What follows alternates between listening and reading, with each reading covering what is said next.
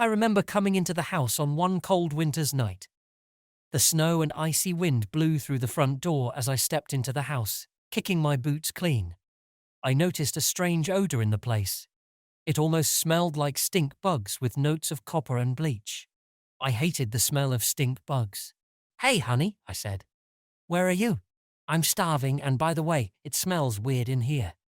Traffic nearly stopped for a half hour on I-80. A goddamned tractor-trailer flipped over in the middle of the blizzard and closed down all 3 lanes. We could only get around by driving in the breakdown lane until cops got there and started. My voice trailed away as I noticed the drops of blood on the floor leading from the front hallway into the kitchen.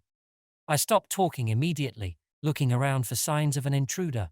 I saw nothing, no smashed windows, no busted doors, no rifled through drawers or cabinets. "Oh my God," I whispered, immediately going to the kitchen and grabbing the largest meat cleaver I could find from the knife block. Its edges gleamed, freshly sharpened and ready to slice into the hardest of flesh. I made sure not to step on the drops of blood. I didn't want to disturb a crime scene, if indeed it was a crime scene. I stopped, thinking of calling 911. But some inner voice urged me on. "It will take 5 or 6 minutes for the police to arrive, possibly longer," it said, "and you need to check on your family now. Right now." Sprinting forwards, I followed the blood trail down the hall and straight to the first-floor bathroom. The door stood closed. I tried the handle and found it locked. "Hello," I said, pounding on the door. "Who's in there? Open up." "Isaac, is that you?" a faint voice asked. I recognized the voice of my wife immediately. "Open the goddamn door," I screamed.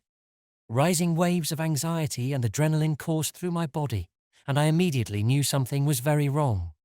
I could hear it in the dead tone of my wife's voice, see it glistening on the floor in crimson droplets, feel it in the air like falling pressure before a thunderstorm. "Jenna, open the door."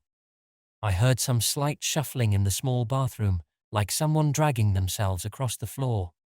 Then I heard a click. I opened the door and found a chamber of nightmares lying beyond the threshold. My only son floated face down in the bathtub. My wife sat back down on the edge of the tub, rocking back and forth, her eyes flat and dead. "Why?" I whispered, horrified. "Why would you do this?" "Don't you know?" she murmured in a croaking voice. "Do you really not know that our son is the Antichrist?" Maybe I did have suspicions that something wasn't quite right with Max. It was more than the dead animals I kept finding strewn around the yard and under the house. It was more than the way his eyes seemed to shine in the dark when I wished him good night. No, it was a cold, empty feeling that seemed to follow him wherever he went. He had no friends at school, and animals avoided him like the plague. Dogs would start barking and howling when he walked down the street, and cats would hiss then disappear with a swish of their tail in a flash behind bushes or up trees. These things on their own wouldn't be too much evidence of anything, but they were far from the only evidence that Max was unusual.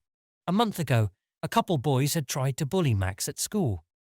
They ran out of the bathroom where it happened, crying and wetting their pants as blood streamed from their noses and ears.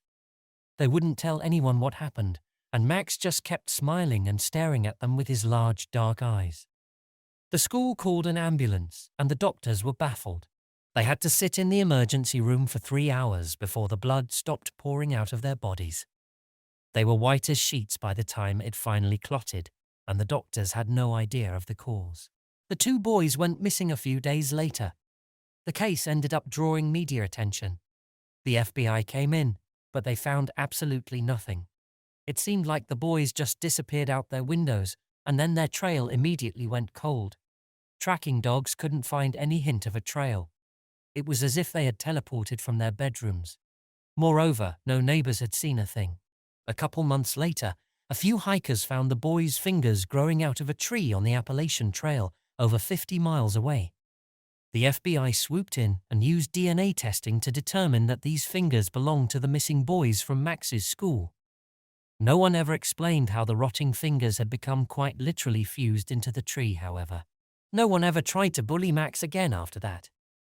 In fact, the other kids gave him as much distance as possible. I tried to watch Max when he didn't know I was looking. He was only an 8-year-old boy, but he could put on masks like a psychopath and charm nearly anyone he met. As soon as they turned away, though, he would scowl and narrow his eyes, as if he wanted to stab them in the back. But this was my son, after all. I loved him, and I think he loved me in his own strange way. Even my wife said she loved him, and she claims that's why she had to kill him, a strange kind of love, I admit. But I don't think she's lying.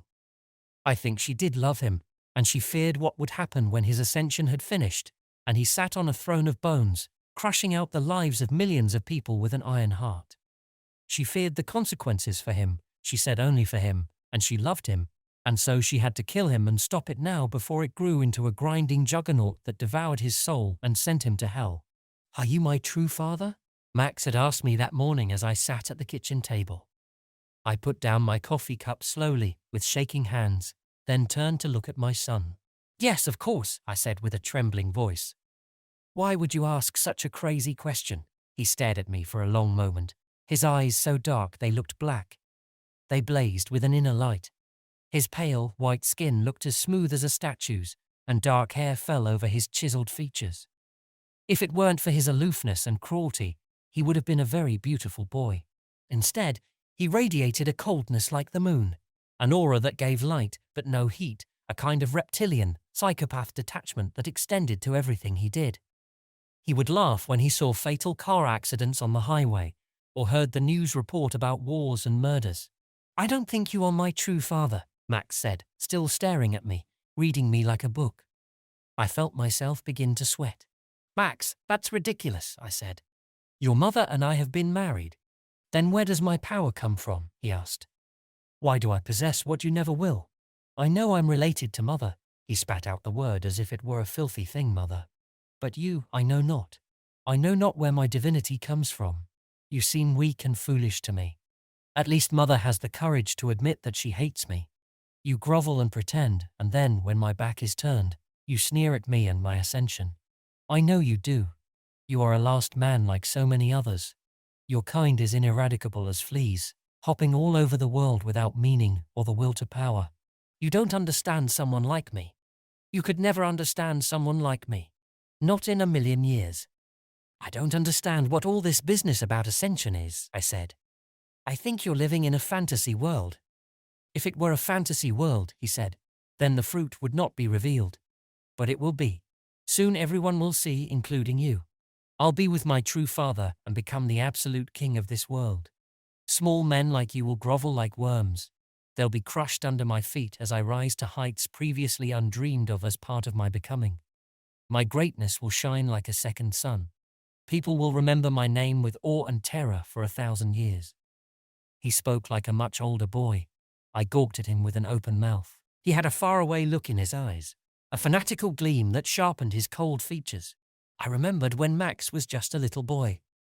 Did I know it back then, when I watched him playing with his toys? Did I know what he was? I think I would have run screaming from the room if I had. Max turned and left the room, grabbing his backpack as the school bus pulled up in front of the house. I watched him go. He walked with the confidence and straight back of a soldier. And yet, I thought I saw an aura of swirling black shadows around him. I blinked, and like mist under the hot summer sun, I saw it dissolve into the air. I looked away, sweating and shaking. With trembling hands, I tried to pick up the coffee cup. It immediately fell to the floor in my nervous fingers and shattered. 50 minutes later, I was working from home when the first of the ambulances and police cars raced by, heading to Max's school. My neighbor, a teacher at the school who the kids called Mr. Hallen, told me the story from his viewpoint later that day. I don't know how much I believed.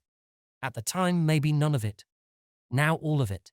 The day started normally enough, Mr. Hallen said, pushing his oversized glasses up on his long, nerdy face. The kids started streaming in for homeroom. Then the bell rang. I started preparing my lecture notes for first period. That was when the screaming started from down the hallway. It sounded like a girl being murdered, just an endless, pained shrieking that went on and on and on. Abruptly, it cut off, and everything went deathly silent. The students all looked at each other nervous. A hissing voice came over the intercom, a reptilian voice that made my skin crawl. It started talking, and I immediately knew it wasn't human. And yet, it sounded just like Max. I mean, he's been in my class for years. Isn't that weird? It was like someone had taken his voice and ran it through a synthesizer to deepen it and slow it down. I heard weird hissing breaths as he spoke. "Hello, friends," the voice whispered, yet the words boomed through every classroom and hallway. "We have a very special day planned for you. The activities are already prepared, and the festivities will now begin. Don't try to escape now. That breaks the rules. The first of the sheep have already been slaughtered. Good luck." I figured some hoodlum had snuck into the office and somehow used the intercom while the secretary was out getting a cup of coffee or using the bathroom. I put my hands up as the class began to chatter, trying to calm them down.